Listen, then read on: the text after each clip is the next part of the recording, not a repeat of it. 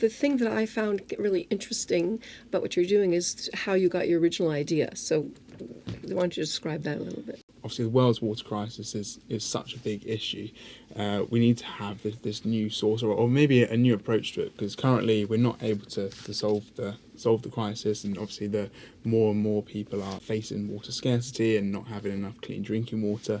So we were thinking, how can we approach this from an innovative and a new sort of standpoint, really? And we came across the African fogstand beetle. This beetle lives in the Namib Desert, so over in Namibia, and in the really dry environment of the desert, the beetle is able to survive by condensing water directly from the air. But what do you mean condensing it directly from the air? How does it? What happens? So what happens is the beetle in the morning, it would bury itself into the sand, so it would get cold because if you go underground, it's colder than it is above ground.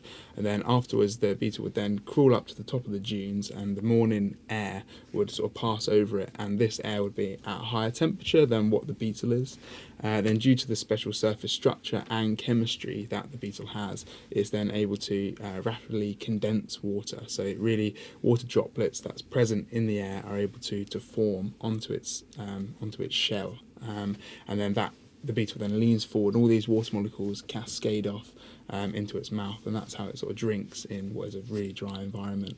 So we thought, well, if that beetle can do it, then why can't we create a solution that is similar for humans and really tap into what nature and evolution has been achieving for 3.8 billion years.